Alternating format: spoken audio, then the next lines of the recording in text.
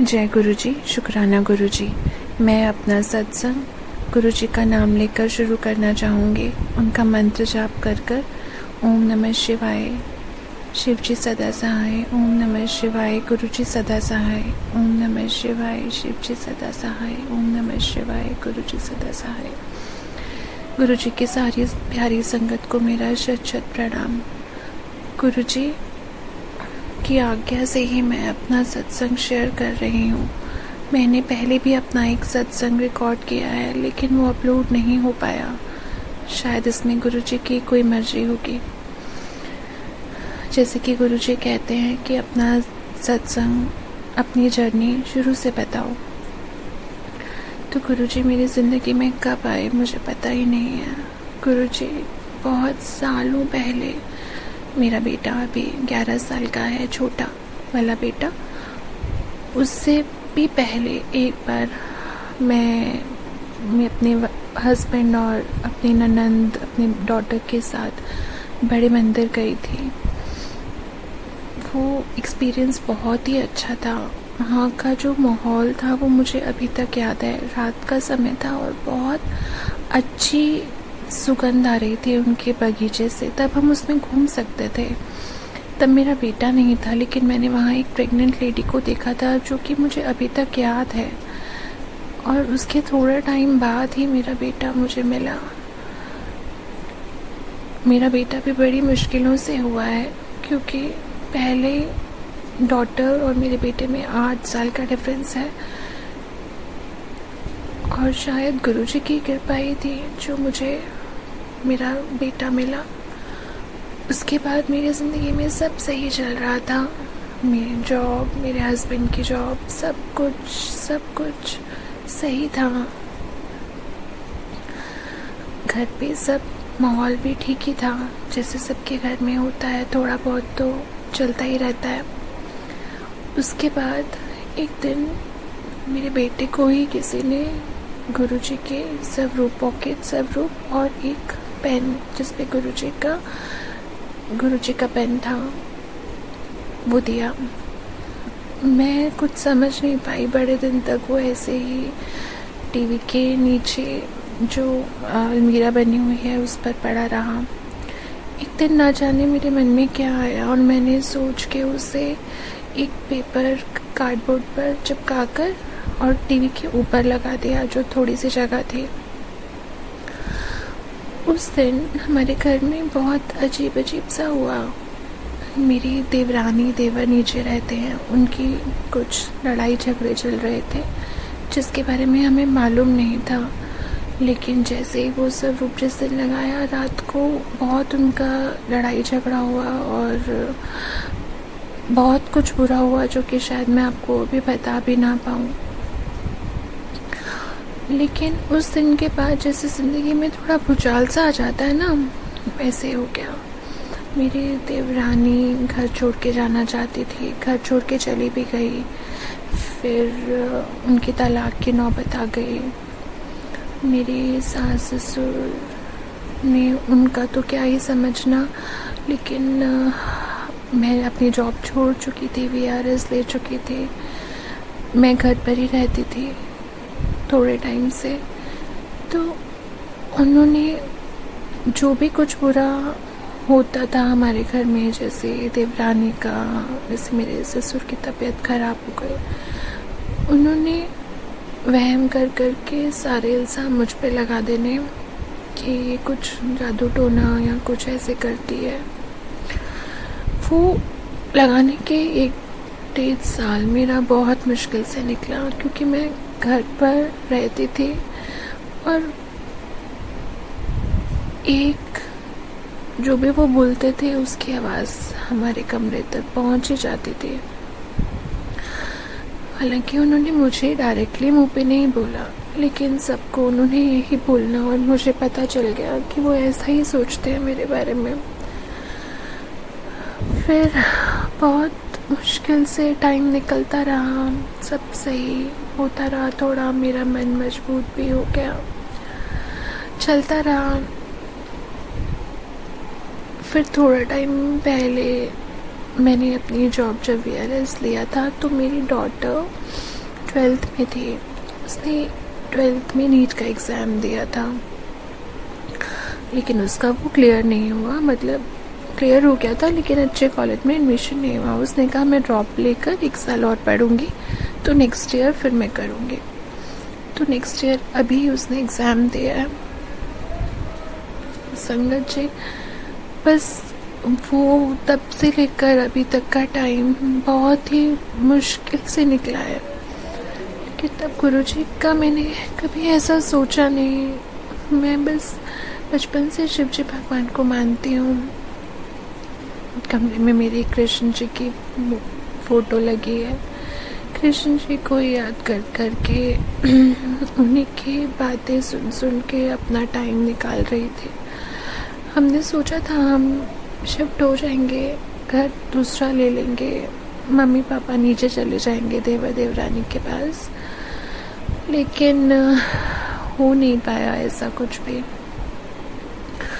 फिर गुरुजी, मेरी डॉटर ने ऐसे एलन ज्वाइन किया, तो उसमें भी उसके मार्क्स कुछ ज़्यादा अच्छे नहीं आए। तो मेरे हस्बैंड ने एक दिन हमारे से मतलब हमारे आपस में बहुत मेरी लड़ाई सी हुई।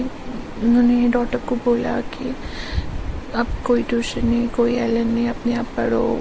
ऐसे वो भी बहुत रोई उस दिन, मैं भी बहुत ही परेशान हुई। उन्होंने कहा तूने भी अपनी जॉब छोड़ दी इसके लिए, इतनी अच्छी जॉब थी और अब ये काम भी नहीं हो रहा है, वो भी नहीं हो रहा है। मतलब उस दिन रात को बहुत परेशान थी। उससे पहले एक बार पता नहीं कब गुरुजी मेरे सपने में आए थे। उन्होंने ऑरेंज कलर का चोला डाला हुआ था, लेकिन मैं ज़्यादा कनेक्ट नहीं कर पाई थी। मैंने बस हाथ जोड़े थे उन्हें और वो कुछ बोले, लेकिन मुझे कुछ समझ नहीं आया। सुबह उठ के मैंने अपने हस्बैंड को सुनाया सपना कि कोई यही गुरुजी थे। उन्होंने एक ही रंग का चोला डाला हुआ था, उनके सिर पे बाल नहीं थे, यही वाले गुरुजी थे वो। लेकिन मैं कुछ क्या बोला उन्होंने, क्या नहीं बोला, कुछ याद नहीं रख पाई। तो जिस दिन रात को दोबारा, जब मैं आपको बता रही हूँ कि जब ऐसे ही लड़ाई हुई और मैं सोई, तो रात को 2, ढाई, 3 बजे के आसपास, 3:30 बजे के आसपास गुरुजी का मेरे सपने में आते हैं और बड़ी सुंदर उन्होंने वाइट कलर का चोला डाला होता है और ऐसे पीछे आसमान होता है, बहुत सुंदर जगह दिखाई दे रही होती है और उनके आगे 2 लड़के खड़े होते हैं, आदमी टाइप, और उन्होंने ब्लैक कलर के कपड़े डाले होते हैं, थोड़े स्टाइलिश कपड़े डाले होते हैं। तो वो कहते हैं कि ये दोनों मेरे बेटे हैं और ये म्यूज़िक डायरेक्टर हैं।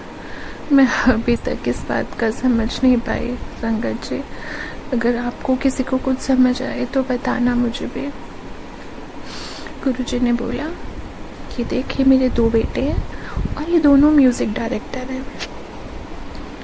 बस इतना कहकर सपना मेरा टूट गया और मैं बस सुबह गुरुजी को याद किया कि जय गुरुजी, आप मेरे सपने में आए तो कोई ना कोई इंडिकेशन दिया होगा। मैंने अगले दिन गूगल किया कि ऐसे कौन से 2 म्यूज़िक डायरेक्टर हैं जो उनको बहुत अच्छे लगते हैं, 2 भाई हों। फिर मुझे थोड़ा थोड़ा रिलेट कर पाई कि अच्छा शिव जी भगवान भी के भी 2 ही बेटे हैं ना, तो गुरुजी ज़रूर मुझे बताना चाहते हैं कि मैं ही तो शिव जी भगवान जिसकी तो इतने टाइम से पूजा करती है, जिसको तू मानती है, और ये मेरे 2 बेटे हैं, गणेश और कार्तिक है। बट म्यूज़िक डायरेक्टर क्यों बोला, क्या बोला, कुछ समझ नहीं आया। दिन भर मैं परेशान रही, थोड़ा गूगल भी करती रही। दोपहर में मुझे फिर नींद आ गई क्योंकि रात को ठीक से सोई नहीं थी। तो गुरुजी आते हैं और कहते हैं सपने में कि तूने अपना क्या हाल बना रखा है, मैं तेरी कंघी कर देता हूँ। तो गुरुजी, तो संगत जी माफ़ कीजिएगा, मैं गुरुजी को कहती हूँ कि नहीं गुरुजी, मेरे बाल थोड़े वैसे ही मेरे बाल थोड़े रुखे से हैं, तो मुझे अच्छा नहीं लगता कि कोई और मेरी कंघी करे। तो मैं कहती हूँ कि नहीं, मैं खुद ही कर लूँगी। तो तो जिस टाइम गुरुजी ने मुझे कहा तो मैंने कहा नहीं गुरुजी, मैं बाल खुद ही खोलती हूँ पहले अपने। तो गुरुजी ने बिना कंघी के हाथ से ना मैंने बाल खोले, तो ऐसे लगा पता नहीं बालों में से क्या निकल रहा, मुझे बड़ी शांति पड़ी। फिर गुरुजी ने मेरी कंघी करी, ऐसे गुत्त बनाते हैं जैसे वैसे बना दी। जब गुत्त बना दी तो मैं बड़ी अच्छी लगने लग गई। मेरे बाल पहले तो बहुत अच्छे थे बट थोड़े टाइम से बहुत ख़राब हो गए थे। तो जैसे मेरे पहले थे ना बाल सिल्की और थोड़े टाइट चोटी होती थी, वैसी चोटी हो गई मेरी। और मैं बड़ी खुश कि ये तो मेरे बाल बड़े अच्छे हो गए गुरुजी आपने। लेकिन फिर गुरुजी कहीं चले जाते हैं। फिर एक जगह पर सारी संगत बैठी होती है शायद, और वो खाना खा रही होती है, छोले चावल चटनी हरी चटनी। तो मैं देखती हूँ लेकिन मैं खाती नहीं हूँ, मैं इधर उधर गुरुजी को ही ढूंढ रही होती हूँ कि गुरुजी कहाँ गए। मैं सबसे पूछती हूँ कि गुरुजी कहाँ हैं, लेकिन मैं किसी को बोलती नहीं हूँ कि उन्होंने मेरी गुत्त करी है। लेकिन मैं बड़ी खुश होती हूँ अपने आप को शीशे में देख के कि मेरे बाल तो बड़े अच्छे कर दिए गुरुजी ने, बड़े अच्छी लग रही हूँ मैं। बस यही सपना आया। तो एक ही दिन में, पहले रात में, फिर अगले दिन दोपहर में। उसके बाद गुरुजी से पता नहीं इतना कनेक्शन कैसे हो गया। जब बाहर जाना तो तितलियों ने दिखना, फिर मैंने 1-2 सत्संग सुने, फिर गुलाबों की खुशबू आना, वो भी मैंने सत्संग में सुना, वो भी आए। फिर हम 1-2 दिन बाद ही हरिद्वार गए। वहाँ पूरे रास्ते हमारे साथ साथ इतनी तितलियाँ चलती रही और हमारी गाड़ी एक जगह जाके रुक गई रेड लाइट पर अचानक से। तो भी क्या कहते हैं, और 1-2 मिनट में ही वापस चल पड़ी। तो हम सब बड़े हैरान कि ऐसे गाड़ी रुक गई और अचानक से चल भी पड़ी, क्योंकि मेरे हस्बैंड भी बहुत टेंशन में आ गए थे कि ऐसे अब बीच रोड में कैसे गाड़ी रुक गई। लेकिन उसके बाद कोई भी तितली नज़र नहीं आई पूरे रास्ते, पहले हमें तितलियाँ ही नज़र आती रही। तो मुझे समझ आया कि शायद कोई कष्ट था जो गुरुजी हमारी रक्षा कर रहे थे, हमारे साथ साथ ही चल रहे थे। और जैसे ही कष्ट का समय ख़त्म हुआ गुरुजी भी चले गए। तो गुरुजी ने उस दिन भी हमारी बहुत रक्षा की, पता नहीं क्या हो जाना था। गुरुजी ने मुझे बहुत बार, मेरे पास मैसेज आया है कि तेरे पर कोई काला जादू किया गया है, मारन क्रिया की गई है, और बहुत तेरे अपने ही हैं जो तेरे पर ऐसे काला जादू कर रहे हैं। मेरी तबीयत बीच में बहुत ख़राब हो गई थी, फिर धीरे धीरे अब ठीक है। मैं बस इतना ही कहती हूँ गुरुजी से कि जो भी मेरे साथ बुरा कर रहा है उन्हें मुझसे दूर कर दो। मैं उसका बुरा तो क्या ही करूँगी, बस दूर हो जाऊँगी तो थोड़ा मन शांत रहेगा। गुरुजी ने बहुत कुछ बताया मुझे कि तेरी अलमारी में धागा पड़ा है, सिंदूर पड़ा है इधर उधर। मैंने सब निकाल दिया और जहाँ मैं देखूँ वो पड़ा ही होता था। जिस सत्संग में मैं सुनती थी कि तितली मरी हुई मिली तो उन्होंने कष्ट काट दिए, तो मुझे भी वैसे ही मिलती थी। ये अभी ज़्यादा दिन नहीं हुए हैं, अभी 18 अप्रैल की ही बात है, तब से ही मैं कनेक्ट हुई हूँ गुरुजी से। और उस दिन के बाद एक दिन भी ऐसा नहीं निकला जब गुरुजी ने मुझे तितली रूप में दर्शन ना दिए हों, जब ऐसा फील ना कराया हो कि मैं तेरे घर के बाहर पहरा दे रहा हूँ तितली रूप में, कभी कबूतर रूप में। 2-3 बार तितली मर गई है हमारे घर में, कभी मेरे कमरे में, कभी कहीं पर। गुरुजी ने मेरे बहुत कष्ट काटे हैं। मैं समझ पाती हूँ कि गुरुजी मेरे साथ ही हैं, आगे भी वो जो करेंगे अच्छा ही करेंगे, बस उनका साथ बना रहे, बाकी तो सब ठीक है। और पता नहीं मैं इस सत्संग से किसी भी संगत को कोई मैसेज दे पाई हूँ या नहीं दे पाई हूँ। बस इतना ही कहना चाहूँगी कि गुरुजी ने मेरे जब से मेरी ज़िंदगी में आए हैं तब से उन्होंने मुझे एक पल के लिए भी अकेले नहीं छोड़ा है, और इतना साथ है कि मुझे खुद को लगता है कि शायद मेरी सांस भी मेरा इतना साथ नहीं दे पाती है। गुरुजी, संगत जी, अगर मुझसे कोई गलती हो गई हो अपना सत्संग शेयर करने में, बोलने में, तो मैं आप सबसे माफ़ी चाहती हूँ। मैं अपने सत्संग को यही विराम देना चाहूँगी। जय गुरुजी, शुक्राना गुरुजी, धन धन गुरुजी, वाह वाह गुरुजी, जय गुरुजी। जय गुरुजी संगत जी, जय गुरुजी। ओम नमः शिवाय, शिव जी सदा सहाय। ओम नमः शिवाय, गुरु जी सदा सहाय। संगत जी, ये मेरा थर्ड सत्संग है और मैंने अपना पहला सत्संग आंटी जी के चैनल पे शेयर किया था और सेकंड सत्संग भी मैंने शेयर किया है, और मैं इसको पार्ट्स में कर रही हूँ क्योंकि ये ऑलमोस्ट 1 महीने पहले की जो सारी मतलब सारे जो जितने भी सत्संग मेरे साथ हुए हैं, मैंने सोचा इनको छोटे छोटे पार्ट्स में शेयर करूँ ताकि सत्संग काफ़ी लंबा ना हो जाए। तो ये मेरा कनेक्शन तो गुरुजी के साथ ऑलमोस्ट 1.5 साल से है, लेकिन पिछले 1 महीने में अराउंड नवरात्रि, अप्रैल के नवरात्रि से तो काफ़ी स्ट्रॉन्ग मुझे कनेक्शन फ़ील होता है, जैसे गुरुजी मेरे आसपास ही हों या वो चाह रहे हों कि मैं उनके साथ बहुत स्ट्रॉन्ग कनेक्ट रखूं। तो मेरा सत्संग ये है कि अभी जैसे नवरात्रि स्टार्ट हुए मैं काफ़ी ज़्यादा सत्संग सुनने लग गई थी 7 अप्रैल से, और नवरात्रि मेरे ख्याल 9 या 10 या 8 अप्रैल किसी एक दिन स्टार्ट हुए थे। तो मैं एक सत्संग सुनी रही थी और उसके जो मैंने इसके पहले वाला भी सत्संग शेयर किया था उसमें मैंने बताया था कि कैसे जो हमारा न्यू ईयर होता है, मैं पुणे से हूँ, मैं महाराष्ट्र हूँ, तो हमारा जो न्यू ईयर होता है उस दिन मेरी तबीयत ठीक नहीं थी और उस दिन फिर मैंने समहाउ शाम में डिसाइड करके कड़ा प्रसाद और चाय प्रसाद का भोग गुरुजी को लगाया था। सो वहाँ से तो मेरा स्टार्ट हो गया था 8 या 9 अप्रैल से, और मैं काफ़ी बैक टू बैक मतलब 3-3 4-4 घंटे दिन में गुरुजी के सत्संग सुनना यही मैं करती रही उस पूरे हफ्ते, और अच्छा भी लगता था। तो मुझे पता था कि और जहाँ पे भी हम सत्संग के लिए जाते हैं वहाँ हमेशा चाय प्रसाद होता है और गुरुजी को चाय प्रसाद पसंद है, ये भी मैंने काफ़ी सुना था। लेकिन सरप्राइजिंगली मैंने एक सत्संग एक दिन सुबह मैंने आई थिंक दूसरे या तीसरे नवरात्रि वाले दिन सुना, और उसमें आंटी बता रहे थे कि गुरुजी ने मुझे बोला कि चाय क्यों, मैनू तो कॉफ़ी भी पसंद है। तो मुझे एक सेकंड के लिए लगा कि वो मैसेज मेरे लिए तो नहीं, और मैं उस टाइम कॉफ़ी पी रही थी, अपनी सुबह की कॉफ़ी। तो मैंने अपने मन में कहा चलो गुरुजी कोई बात नहीं, आज शाम को चाय नहीं कॉफ़ी पिलाएंगे।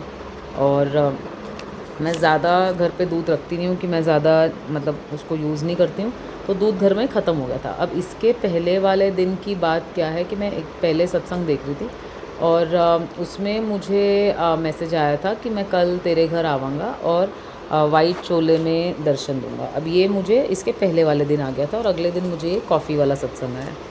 तो मैंने इसको बहुत ज़्यादा सीरियसली तो नहीं लिया, लोगों को दिखता है मोर दिखते हैं, बटरफ्लाई दिखते हैं, अब मुझे पता नहीं था और मैं ज़्यादा उसको एक्सपेक्ट भी नहीं करना चाहती थी। मैं चाहती थी कि एक सरप्राइज़ एलिमेंट रहे कि मुझे पता चले कि कैसे मुझे वाइट चोले में दर्शन होंगे।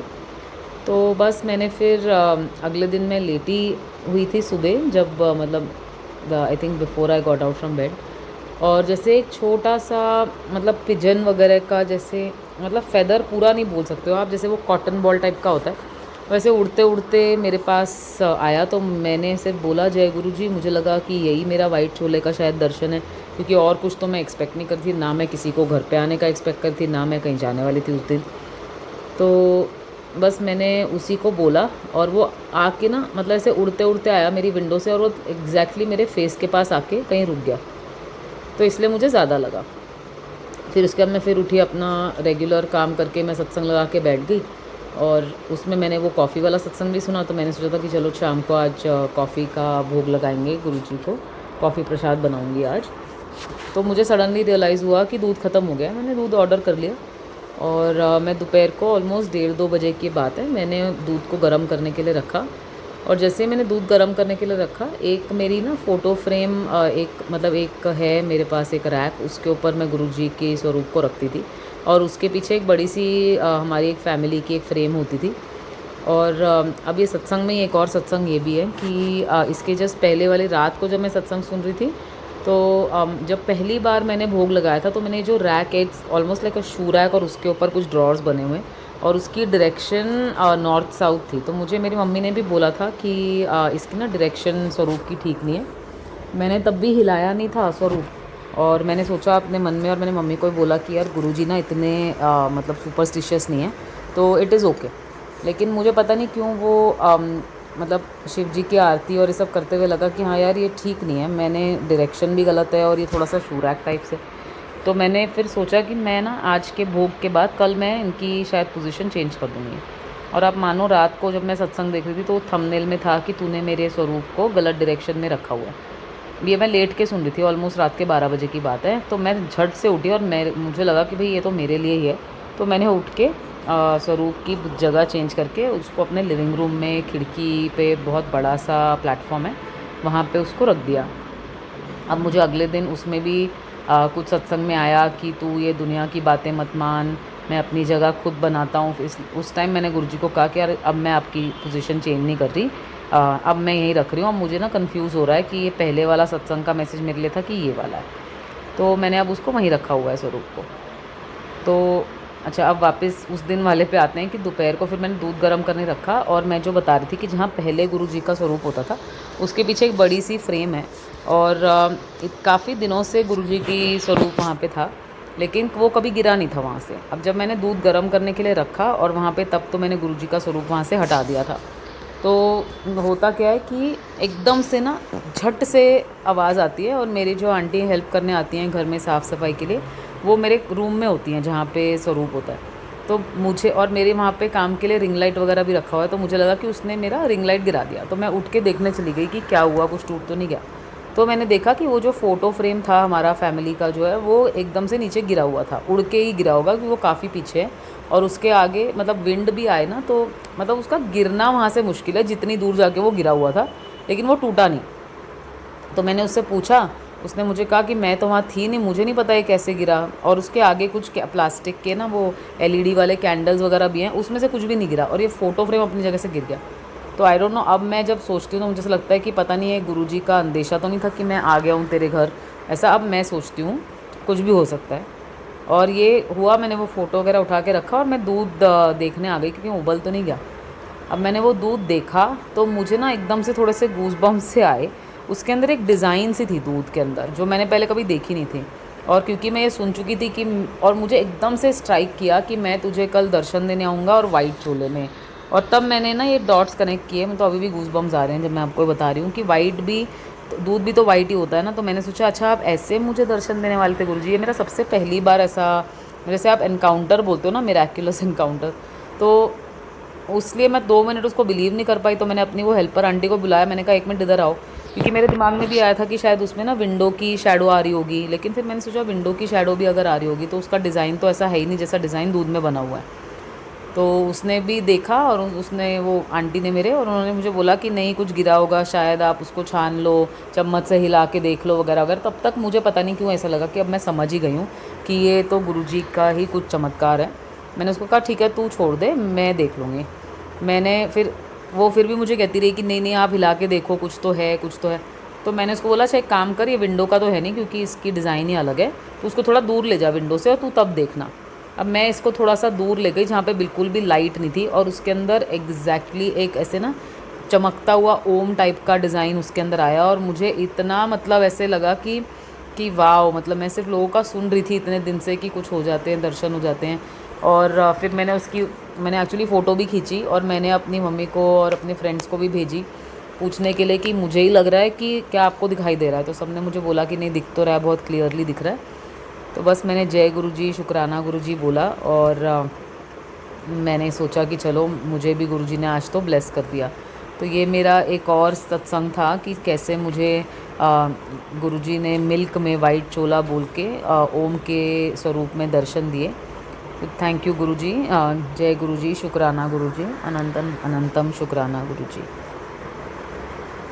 मैं यहीं पे अपनी वाणी को विराम करती हूँ। ओम नमः शिवाय, शिव जी सदा सहाय। ओम नमः शिवाय, गुरु जी सदा सहाय।